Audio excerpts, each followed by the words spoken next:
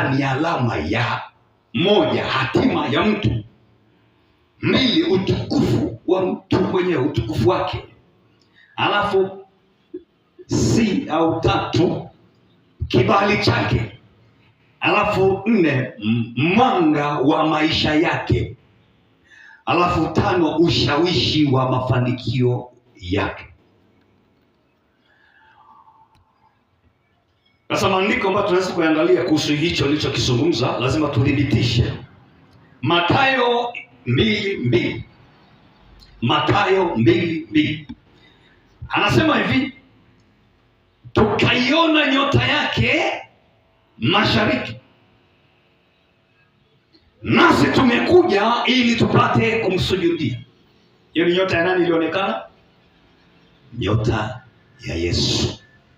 Wale mamajusi wakasema nasi tumeiona. Kwa hiyo waliiona nyota yake, nao wakaja kuisujudia, na waliiona kwamba ni nyota ya kifalme, ina utukufu mkubwa. Danieli mlango wa 12:3.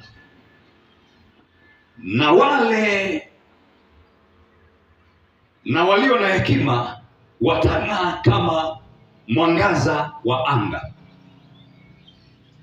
Na walio na hekima watang'aa kama mwangaza wa anga. Maanake watang'aa kama nyota. Alafu Mwanzo 37:9. Mwanzo 37:9. Na jua na mwezi na nyota 11 zilinisujudia. Mwanzo 37:9. Na jua na mwezi na nyota 11 zilinisujudia. Huyo ni Yusufu au Josefu, mtoto wa Yakobo. Haleluya! Hizi ni zile ndoto zake alizokuwa anaota, akawa anaeleza ndugu zake. Bwana Yesu asifiwe sana. Kwa hiyo nyota ya Yesu ilionekana kabla ya kuanza kwa huduma yake, ilionekana kwamba anayo nyota ya kifalme kubwa yenye mng'ao.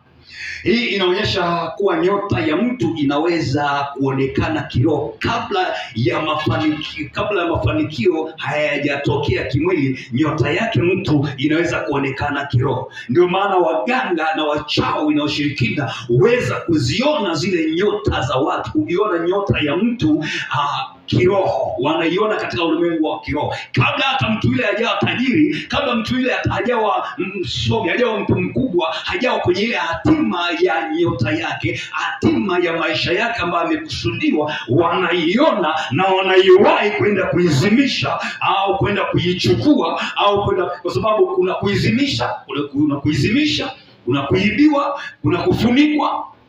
Bwana Yesu asante sana. So kwa hiyo wanaiona na wanaifuatilia. Sasa maana ya neno kibali. Maana ya neno kibali. Kibali ni mambo manne. Milango ya neema. Milango ya neema. Na hapa tumesimama malango ya neema. Kibali ni milango ya neema. B, kukubalika mbele za watu. Kisikia mtu huyu ana kibali, maana yake ana neema fulani. Pili, anakubalika na watu. Ukisikia ana kibali, maana yake hana neema, yani hakubaliki na watu. Unaona? Hana kibali chochote, hana neema yote, hana lolote jema. Lakini tatu, kuna kitu kinaitwa favor ya Mungu. Favor ya Mungu, ana favor, ndio kama ana kama kibali. Lakini la nne, kusaidiwa bila kupigana sana. Yaani maana ya mtu mwenye kibali, ana kibali kiasi kwamba hata anaweza akasaidiwa kwa sababu ana neema mbalimbali. Anaweza akasaidia bila kupigana, yaani maisha yake, mambo yake yanaenda tu. Yeye anaweza akainuka tu watu wakamsaidia au kumsupport. Yaani akienda mahali anakubalika, anaweza kusaidiwa. Lakini kuna wengine hawana kibali, kienda mahali hamna mtu anampango na yeye. Hakuna mtu anashughulika na yeye. Yaani hata hamna mtu anamuuliza umekuja kutafuta nini hapa au unaenda wapi au una shida gani kusaidie. Lakini mtu mwenye kibali akija anaambia, "Hello, vipi una shida gani bwana, tukusaidie bwana. Unataka kuonana na bosi? Nikupeleke mara moja. Unataka hii? Nikupeleke mara moja." Ukija mwenye kibali, una bidhaa yako, wateja wanakuambia, "Unauza shilingi ngapi?" karibu, yani chap chap. Lakini kama hamna kibali, yani kama hujaonekana, kama upo, hakuna mtu anakuuliza shilingi ngapi, hakuna mtu anakuuliza ikoje, hamna, ni kimya. Ujue ukishaona namna hiyo, ujue kwamba hapo mambo haya tayari kuna giza limeingia, unatakiwa ulishughulikie, linatakiwa lishughulikiwe. Maandiko, tusome maandiko machache. Zaburi 5:12. Zaburi ya 5 mlango wa 5 mstari wa 12 nasema, maana wewe Bwana utambariki mwenye haki, kama ngao utamzungushia kibali. Utamzunguka kwa kibali.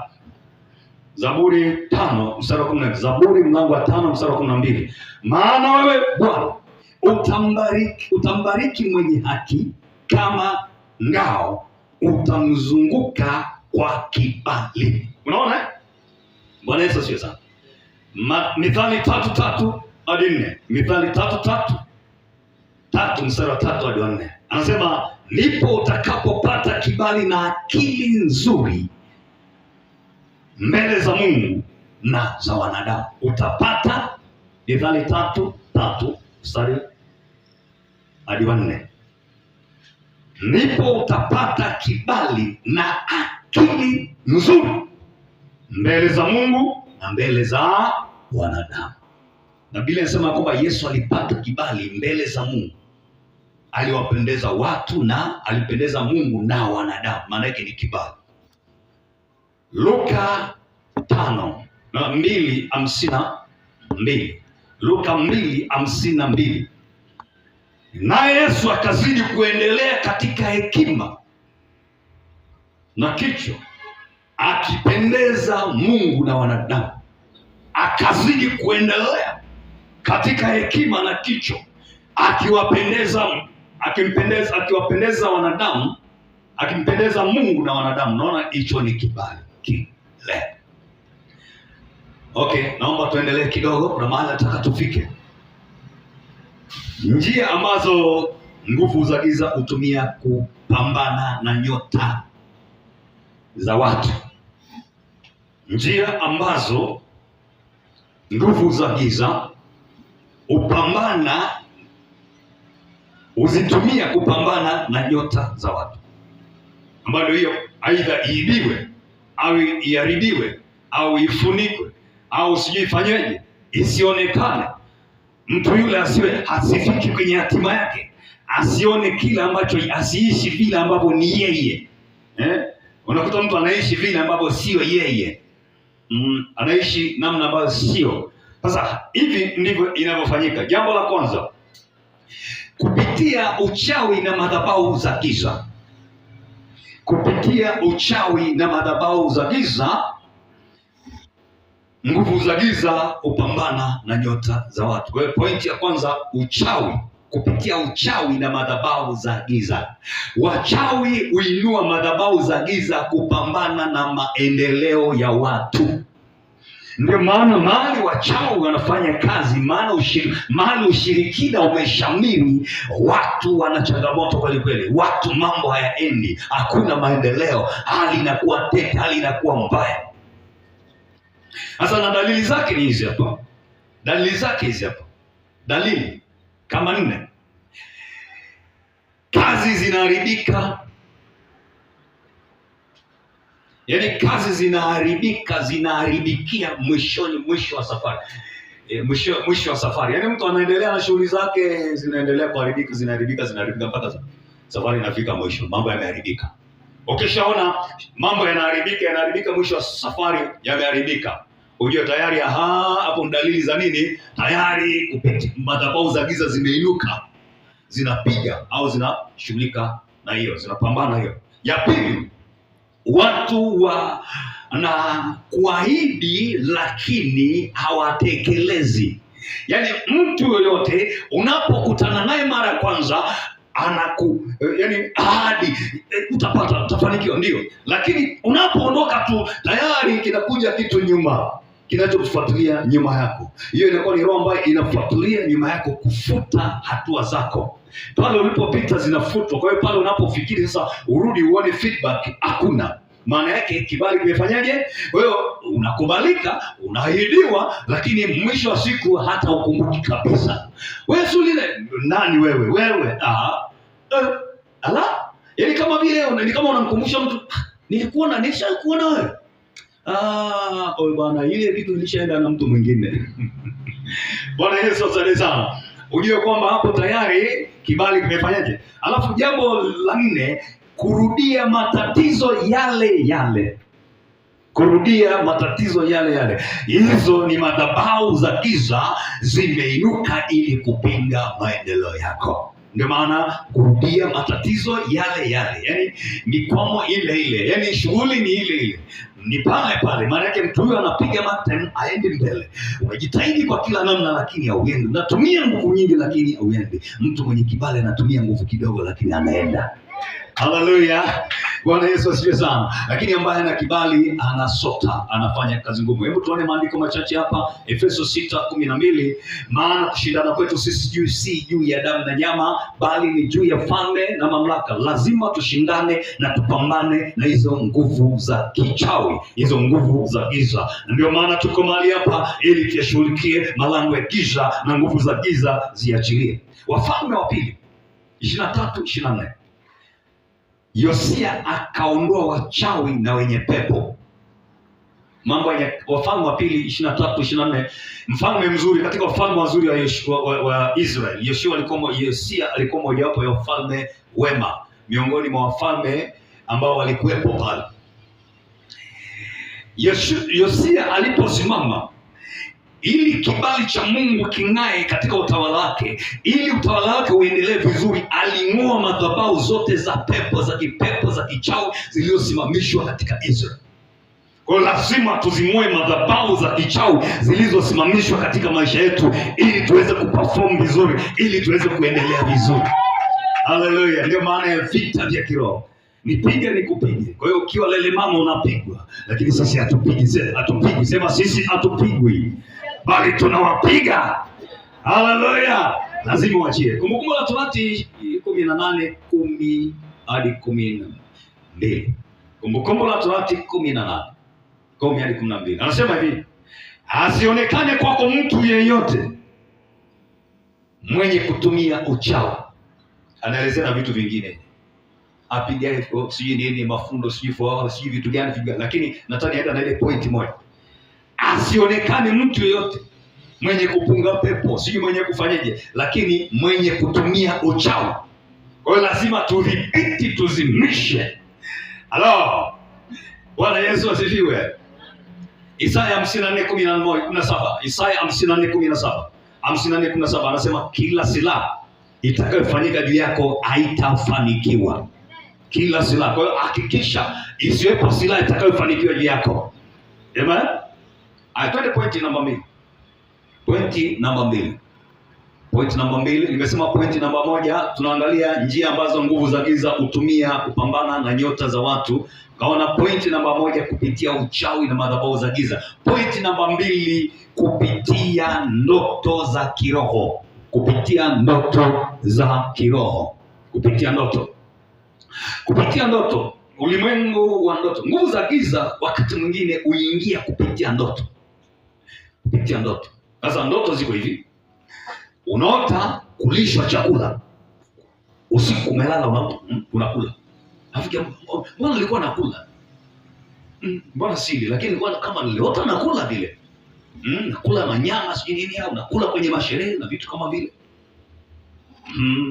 Hiyo ni moja. Lakini nyingine, kufunga ndoa za kiroho. Mtu anaota yuko kwenye harusi, anafunga ndoa, anafungishwa ndoa. Hizo zinaitwa ndoa za nini? Za kiroho. Sasa hapo tayari kuna shida. Sikiliza, labda nitakupa maelezo ya moja. Ya pili, ya tatu, kuibiwa vitu. Unaota vitu vinaibiwa, unaibiwa vitu. Ujue unaibiwa vitu kwenye ndoto tarajia, subiri matokeo. Haya, ya 4, kufanya safari za ajabu. Unaota unasafiri, unaenda, yani umechoka. Safari zenyewe zieleweki, mara unapotea njia, yani safari za ajabu. Sawa. Kwa hiyo ndoto nyingi huwa ni milango ya mashambulizi ya kiroho. Ningeweza kutajia ndoto nyingi. Kuna nyingine ambayo ni maarufu sana. Hiyo ni hatari kabisa pia nayo. Unaota uko kule kwenu kwa zamani, nyumba za zamani. Zile nyumba za zamani, labda za mbavu za mbwa, zile nyumba ambazo mlikuwa nazo zamani. Yaani maana yake unaota uko kwenye yale maisha ya zamani. Unaota uko darasa la 2, la 3, na ngapi, shule ya msingi. Alafu wewe ni mtu, hata na watoto wako umeshamaliza shule, alafu unaota uko shule ya msingi. Ujue tayari hapo the big problem, kuna shida. Watu wengi huzarau ndoto, lakini ndoto ni taarifa ya wewe ulivyo sasa. Yaani maisha yako ulivyo sasa. Ndoto inatoa picha kwamba wewe ulivyo sasa, wewe ulishaibiwa siku nyingi. Yaani unaishi maisha ya zamani sana. Maana yake ndoto hiyo inaonyesha kwamba wewe mafanikio yako, yaani unaishi nyuma ya wakati sana. Unaishi nyuma ya vile ungetakiwa uwe leo. Unahitaji upambane sana. Ukiota unakula, ndoto za kuota kula zina madhara yake. Kwanza, vyakula ni maagano. Unajua vyakula hufanya maagano. Maagano hufanyika kwa njia ya vyakula mbalimbali na vitu kama hivyo. Kuna nyama, sijui nini, vitu vya ajabu kula. Maagano. Zile ndoto za maagano. So kula, unajua chakula ni afya. Kwa hiyo ukiota unakula, maana yake unapata afya mbaya. Afya mbaya. Utajikuta utaanza kupata matatizo ya kuumwa na vitu kama vile.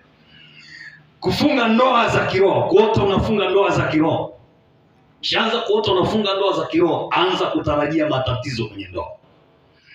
Na kama hujaolewa au hujaoa na unaota hivyo, ujue ya kwamba itakuwa taabu sana wewe kupata mwenzi au kuolewa au kuoa. Lakini mtu akiona namna ile, akiota namna ile, kuna mawili mpaka matatu. Anaweza ya kwamba aidha asipate mtoto. Na kama basi tatizo halitakuwa asipate mtoto, basi ndoa yake iwe na matatizo. Yaani kila leo ni ngumi mkononi. Kila leo ni ngumi mkononi. Maana kuna kadume kingine kanafanyaje? Kaulimwengu wa roho ambao ndio kanavuruga mambo. Bwana Yesu asifiwe sana. Na hatima yake ndoa kuvunjika, au watu kuishi tu wameachana siku nyingi, lakini wako kwenye nyumba moja. Yaani tu wako kwenye nyumba moja, lakini kitambo walishaachana. Bwana Yesu asifiwe. Unaishi tu walelea watoto. Sasa kwa ajili ya watoto nitaenda wapi? Kwa kila mmoja kapika, kila mmoja anaangalia huko, mwingine anaangalia kule. Hakuna maisha tena. Hiyo ndio tafsiri ya hizo ndoto za kuota. Lakini huwa inaleta uvimbe, inaleta matatizo mbalimbali ya vizazi na vitu vya aina mbalimbali. Sasa muda hautoshi kuelezea kila kimoja. Lakini kuibiwa vitu. Kuibiwa vitu. Mtu mmoja akaota amepoteza kiatu. Ulimwengu unaota kiatu kimeibiwa au kimepotea. Kuibiwa na kupotea ni hivyo. Kimepotea, unashangaa umevaa kiatu kimoja. Au unashangaa hata vyote havipo, unatembea pepo. Ujue ni tatizo hilo. Sawa? Maana yake hauna utayari wa mafanikio yote. Utayari wako ulishaibiwa kitambo. Wewe pambano utakavyoweza, hautafanikiwa maisha. Bwana Yesu atusaidie sana. Sasa ukiota na safari za ajabu, maana yake wewe ni kama mtu asiye na makao. Wewe huko kule, utafanikisha lini? Utajenga makao lini? Utakuwa na kikao? Utakuwa kama nani yule alimwambia Mungu sasa mimi aliambiwa atakuwa kama mtu asiye na kikao duniani. Alikuwa nani? Kaini. Kwa hiyo unakuwa ni kama mtu asiye na kikao duniani. Yaani una utulivu. Wewe huwezi kuivisha jambo lolote. Sasa maandiko yanasemaje? Ayubu 33:14-18. Anasema Mungu unena katika ndoto za usiku. Ayubu 33:14-18. Mungu unena katika ndoto za nini? Za usiku. Kwa hiyo unapewa taarifa ili ushughulike na hayo matatizo, kwamba tayari yamesha kukumba, tayari uko kwenye taabu, unahitaji kutafuta msaada. Mathayo 13:25. Mathayo 13:25. Hata watu walipolala, akaja adui akapanda magugu. Walipoamka asubuhi akakuta magugu. Wakamuuliza Yesu, mbona zilipanda magugu? Akamwambia wakati wamelala, adui shetani naye alikuja akapanda nini? Akapanda magugu, mbegu mbaya. Kwa hiyo zile ngano zinaota, lakini magugu yamefanyaje na yenyewe? Unajua magugu ni chapu yamezifunika. Kwa hiyo sasa pale magugu yameshaota, mafanikio yako wapi sasa? Unaona tayari kuna shida. Kwa hiyo wakati umelala, adui hufanya kazi ya kupanda mbegu mbaya. Mwanzo 41:1-7. Farao akaota ndoto. iliyokuwa na maana ya kiroho. Tunakumbuka ndoto za Farao. Yusufu alikuja kutafsiri, zilikuwa na maana. Na kama Farao alipuuza zile ndoto, kama hazikufanyiwa kazi, hazikupata tafsiri sahihi, unajua nini kingetokea? Kitu ambacho kingetokea ni kwamba ile taifa lingekufa na njaa. Wakati tayari imekuja miaka ya shinde, lakini kwa sababu haikuwepo namna kama hakuwepo mtafsiri au aliyetoa maana, aliyetoa mafafanuzi au maelezo likafanyiwa kazi, basi wangekuja kufa njaa.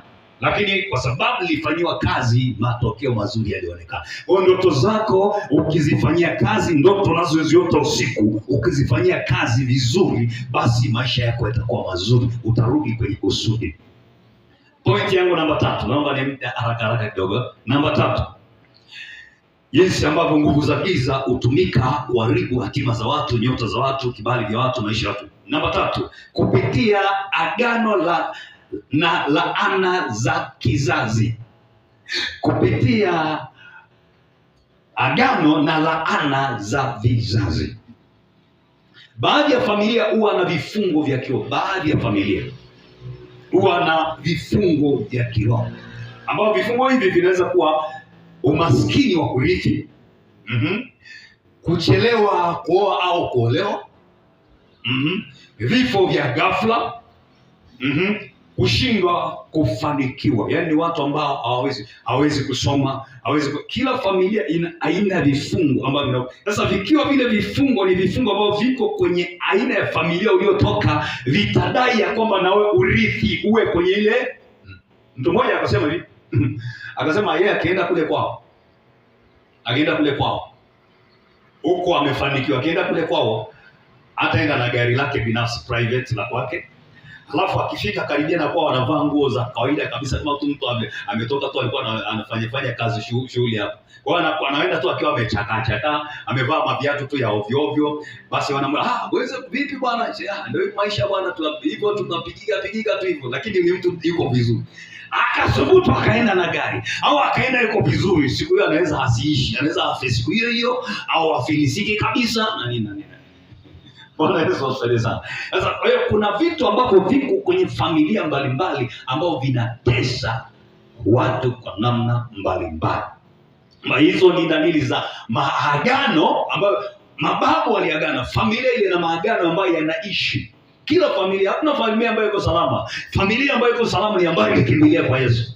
Halo, mtu ambaye amempokea Yesu ndiye ameingia kwenye usalama. Lakini vinginevyo huko ni matatizo, ni balaa, ni mikosi. Ni kwamba tu itakuwa inatofautiana, wengine hiki, wengine vile. Wengine ni ulevi wa kupindukia, wengine ni uvizi wa kupindukia. Wengine sijui ni uchawi sana, wengine sijui ni uganga sana, wengine sijui hivyo. Wengine ni umaskini wa kupindukia, wengine ni mambo ya ndoa tu kuvunjika, talaka hapa. Watu wengi kibao, uzinzi, fujo nini? Yaani hivyo kila mmoja, wengine ni wapiganaji, wengine wanaitwa ni wako mapanga, ni wale wa mapanga, ni wale wa ile nyumba ya mapanga. Yaani wao unapanga chap unakatwa. Yaani vita ni hivyo. Kwa hiyo ziko kwa namna mbalimbali. Maandiko yanatuambia, maandiko yanasema hivi, Kumbukumbu la Kutoka 20:5. Anasema nayapatiliza maovu ya baba juu ya watoto wao. Kizazi cha kwanza mpaka cha Kutoka 20:5. Lakini Maombolezo 5:7 anasema baba zetu wametenda dhambi, wala hawapo, na sisi tumechukua maovu yao. Bwana Yesu asifiwe sana. Naenda radio Maombolezo 5:7. Maombolezo 5:7. Baba zetu wametenda dhambi, wala hawapo, nasi tumechukua maovu yao.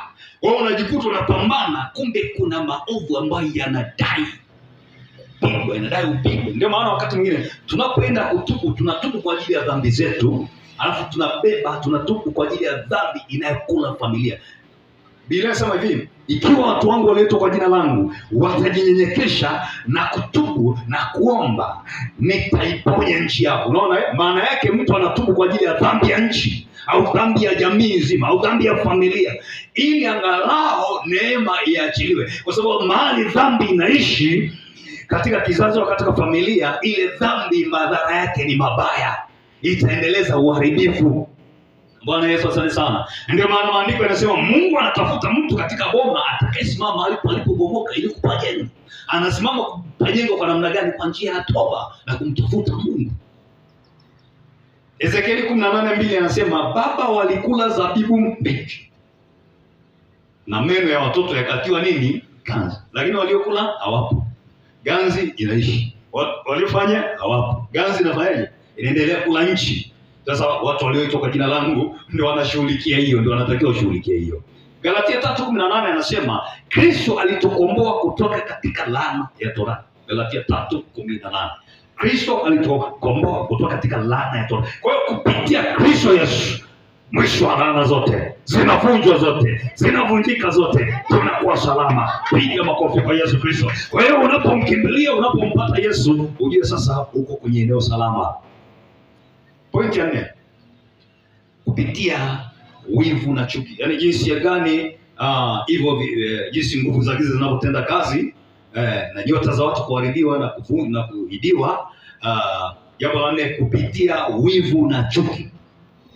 Watu wengine hushambuliwa kwa sababu ya, ukiona mtu anashambuliwa sana, inawezekana ni kwa sababu ya neema ambayo imeonekana kwake, kwa sababu ya neema walio nayo. Yaani kuna watu wanashambulika sana, wana vita vya kiroho sana, ni kwa sababu ya neema, wana kitu kikubwa. Ukiona unapigwa, unashambuliwa magonjwa, unashambuliwa hiki na kile, ujue kwamba umebeba kitu kikubwa sana, kinatafutwa, unashambulika kwa ajili ya hicho. Wivu na chuki za giza katika ulimwengu. 2, watu wengi hushambuliwa sana kwa sababu ya vipawa vyao, vipawa walivyo navyo. Alafu 3, kwa sababu ya mafanikio yao. Alafu 4, kibali walicho nacho. Kwa hiyo kuna vita. Jamani, kuna mtu ana vita hapa. Kuna mtu anashambulika sana hapa. Kuna mapambano sana. Unaona kila kona ni ngumi mkononi. Basi ujue kwamba kumbe kuna kitu cha thamani. Endelea kupambana. Haleluya. Yes, sasa tuangalie, unamfahamu mtu anaitwa Yusuf. Biblia tuangalie mfano Yusuf. Sio unafahamu ile kijana bwana mdogo yule. Wajamaa walipoona wasema yule bwana ndoto leo ni leo na ndoto zake tukaona zinapi. Anasema tutakuja kumsujudia leo. Wakachinja mbuzi, wakala nyama, wakachukua vazi lake wakaroweka kwenye damu, wakatuma kwa mzee ripoti. Kijana ameliwa na mnyama. Wao wakafanyaje? Wakamuuza. Tena walitaka kumuua. Ndio kidogo inasema bwana tusimuue bwana, tumuuze tu. Wakamuuza, kaenda huko kauzwa kama bidhaa. Naona ameenda amefika kwa Potifa Yusufu.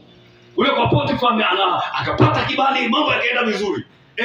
Yakaibuka na mke wa Potifa. Jamaa ndani. Akasingiziwa mbakaji. Alikuwa anataka kumbaka mke wa mkubwa ndani. Mbakaji ni miaka mingapi? 30. Au labda hiyo tena ikaongezewa labda kifungo cha maisha.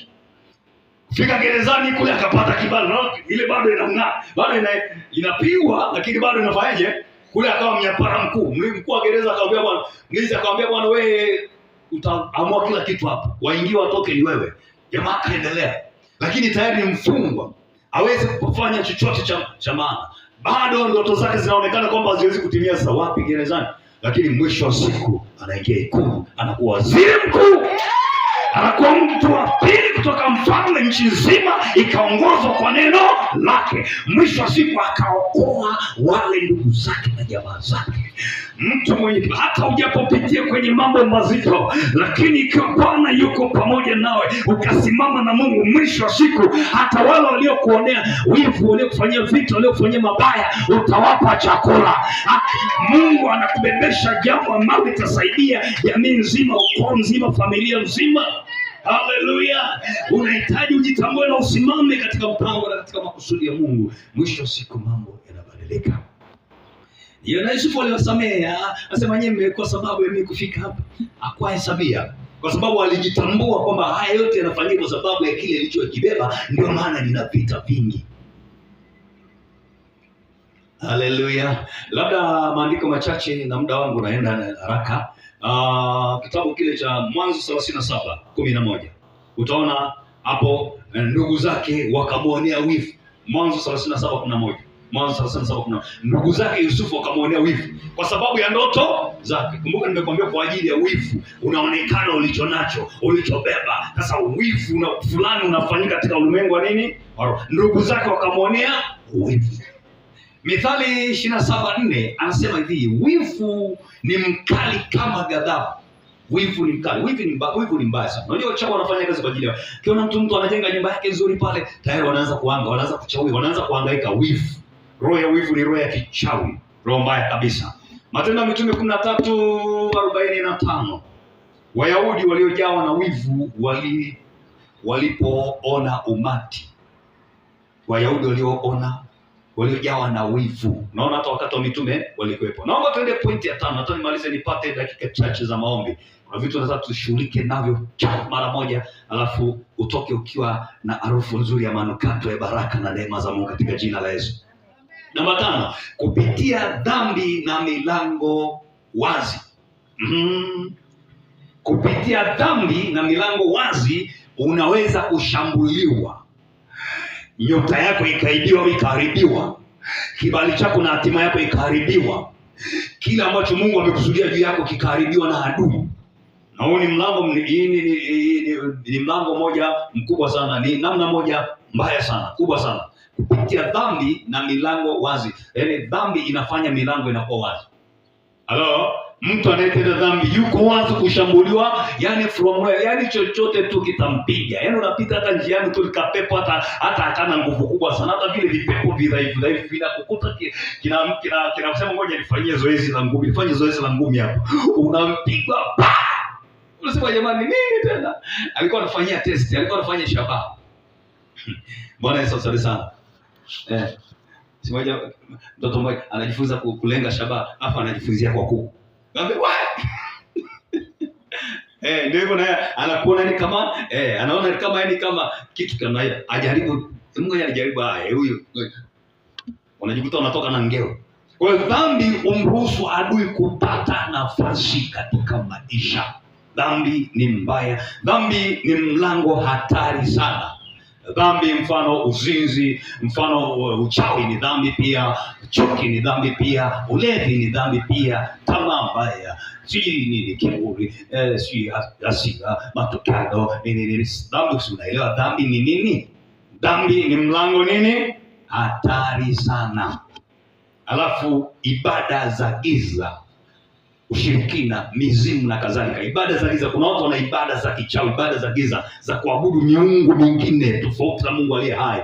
Hizo pia ni mlango wa kuruhusu kushambulika. Ukashiriki ibada zote za miungu, za mizimu, za matambiko, ibada zote za giza, yani yoyote ya giza, ukashiriki kwa namna yote ile, umefungua mlango wa kushambuliwa na kuibiwa na kuharibiwa.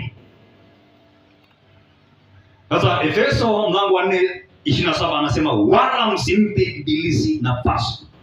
Kwa kazi yako ya kufanya, usimpe ibilisi nini? Nafasi. Usimpe shetani. Ukimpa nafasi moja tu hatapoteza. Yaani nafasi moja shetani akipata anapiga magoli yote anayoweza kupita. Wagalatia 5:19 nayo 20-21 anasema matendo ya mwili ni dhahiri, nayo ndio haya. Anayataja pale uasherati, ugomvi, wivu, hila, uchawi, ibada za sanamu na takataka zote ziko pale. Lakini Petro wa kwanza mlango wa kwanza mstari wa 15-16 anasema iweni watakatifu kwa kuwa mimi Bwana ni Mungu niliye mtakatifu. Amen. Na kwa hiyo hapo pointi zangu 5 hizo hapo. Hakikisha unalinda adui asipate nafasi. Sasa nataka tuangalie dalili chache. Ili tukapata kushughulikia, tuingie kwenye kushughulikia hapo, lazima tuangalie dalili chache. Nataka tuangalie dalili chache zinazoonyesha kibali cha mtu kimeshambuliwa tayari. Dalili. Ili ujichunguze sasa, ujue mahali pa kulenga, ujue jinsi ya kushughulika. Dalili ni muhimu sana. Dalili ya mvua ni mawingu. Dalili namba 1, kufeli karibu na mafanikio. Yaani umekaribia mafanikio bado unafikiri ndio unavuna, unaenda kufuta mabua. Umetumia gharama zote, mwisho wa siku. Ya pili, kukataliwa kila mahali. Nayo hiyo nyingine dalili. Lakini ya tatu, kuona wengine wanafanikiwa kirahisi kuliko wewe. Yaani wengine wanapita tu, lakini wewe unasota. Yaani mpaka ukafanikiwa, jasho umelitoa, wengine wanapita tu. Hiyo ni dalili. Dalili nyingine, kuchelewa sana kutimiza kusudi. Yaani mambo yako wewe unakuja umechelewa. Yaani hata kama utakuwa umewahi sana, utajikuta wewe ndio umechelewa sana kufikia kusudi, kufanikisha mambo, kufanikiwa. Alafu jambo nyingine, kupoteza vitu muhimu mara kwa mara. Unapata fursa inapotea. Wewe ukipata kitu inapotea. Yaani kinapotea. Yaani vile vitu potential katika maisha vinapotea. Kazi kinapotea. Yaani unapoteza zile nafasi, zinaponyoka. Lakini kingine, ndoto za kufukuzwa au kuanguka kwenye mashimo, kukimbizwa na nyoka, ndoto za ajabu. Nafikiri kwenye ndoto nilishazungumza, lakini kuna ndoto za kufukuzwa au kuanguka kwenye mashimo na kitu kama kile. Unakimbizwa, maana yake unakimbizwa, yaani unakimbizwa kwenye mafanikio yako, unakimbizwa kwenye hatima. Yaani uko unakokimbizwa huko, umeacha mazuri huko unakimbia. Au unapoanguka, umeanguka kutoka mahali pazuri, umeangukia kwenye hasara. Lakini mwisho, uchovu wa kiroho bila sababu. Ushakuona uchovu? Yaani uchovu wa kiroho bila sababu. Yaani hata kama ulikuwa unajitahidi kuomba, unajikuta unachoka. Yaani hata ukiomba unachoka. Yaani kiroho. Mtu anakuambia yaani roho yangu imechoka. Roho inachokaje? Unajua ni hatari. Bwana Yesu atusaidie sana. Sasa Danieli 10, tunaona Danieli anasema mkuu wa ufalme wa Ajemi alinipinga siku 21. Tunaona siku 21 Danieli alipingwa, akapambania hatima yake na yeye ndani ya siku 21 mpaka kitu afanyaje? Mpaka kitu kikatokea. Kwa hiyo lazima upambanie. Yohana 10:10, mwivi haji ila aide kuchinja na kuharibu, lakini mimi nalikuja ili wawe na uzima, kisha wawe nao tele. La mwisho, Mika 7:8 anasema nijapokaa gizani, Bwana atakuwa nuru yangu. Mtu mmoja amesema amen. Mika 7:8, nijapokaa gizani, Bwana atakuwa nuru yangu. Maana yake kama uko gizani, kile tunachozungumza sasa, Bwana awe nuru yako, akutoe gizani. Simama kwa miguu yako. Kwa miguu yako.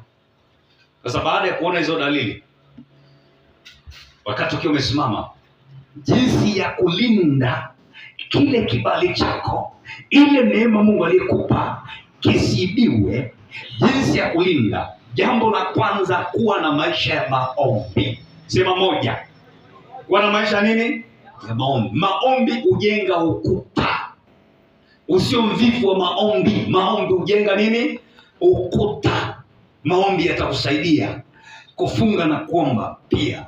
Kufunga na kuomba pia ni una vitu baadhi katika maisha ambavyo kwa njia ya kufunga na kuomba itaisha. Lakini kuishi maisha matakatifu. Sema amina. Utakatifu ni ulinzi, unakulinda. Alafu pia jambo jingine, jinsi ya kujilinda, kuvunja madhabahu za giza katika jina la Yesu. Amen. Piga kila kona madhabahu za giza zinazonizunguka kila upande, zivunjike, zivunje kwa mamlaka ya jina la Yesu. Usiziache ziishi. Gideoni alipoitwa na Mungu alimwambia vunja madhabahu ya baba yako. Maana madhabahu ya giza ingemzuia, kwa sababu inaishi pale, ingemzuia Gideoni asiweze kufikia nini? Hatima yake. Kwa lazima tuvunje madhabahu za giza katika jina la Yesu Kristo. Nguvu ya Kristo ni kubwa kuliko giza. Hiyo ndio habari njema tulionayo. Piga makofi kwa Yesu Kristo. Nguvu ya Kristo ni kubwa kuliko madhabahu yote. Kwa hiyo madhabahu yote inaweza kuanguka katika jina la Yesu. Tunaziangusha, zinavunjika, zinaondoka, na sisi tunakuwa salama. Alafu tunateka hatima yetu, tunateka haki zetu, tunarudisha vitu vyetu, tunasema rudisha, tunasema achia, na mambo yanaachiliwa, na mambo yanarudi, na mambo yanakuwa sawa. Haleluya, haleluya. Haleluya. Nyota ya mtu haiwezi kuzimwa ikiwa Mungu ndiye anayeiwasha. Mungu awashe taa yako kila wakati ili adui asiweze kuzima. Ikiwa Mungu anaiwasha taa yako daima, adui hawezi kuzima anachokiwasha Mungu. Pige makofi kwa Yesu Kristo. Alafu pia maombi ni silaha ya kurejesha kilichoibiwa. Ukihisi kwamba kuna kitu kimeibiwa sana vile nimeongea, sasa tunaenda kuingia kwenye maombi machache tu, lakini kwa njia ya maombi unaweza kurejesha. Ukiona tu dalili yote, ingia tu kwenye maombi wakati wote, mahali popote. Ukiona dalili ya kuibiwa, dalili ya mambo yako yaendi, kitu kwenye maombi, ingia kwenye maombi. Maombi yana nguvu ya kurejesha, vitarejeshwa. Haleluya. Lakini utakatifu ulinda kile ambacho kimepatikana kwa njia ya maombi. Sasa unapata kwa maombi, linda kwa utakatifu. Sio unapata kwa maombi unaenda kwa dhambi, kitaibiwa tena. Halo, kibali cha Mungu kinaweza kukupeleka mahali ambapo nguvu ya mwanadamu haiwezi kukupeleka. Amen. Ongeza makofi kwa Yesu Kristo. Mwambie Bwana, nipe kibali niende mahali ambapo wengine hawezi kwenda. Kibali chako Bwana kinanipeleka. Haleluya.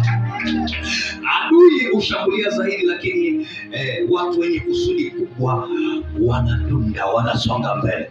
Adui ushambulia zaidi watu wenye kusudi kubwa, lakini hao wenye kusudi kubwa wakijitambua wataenda. Amen.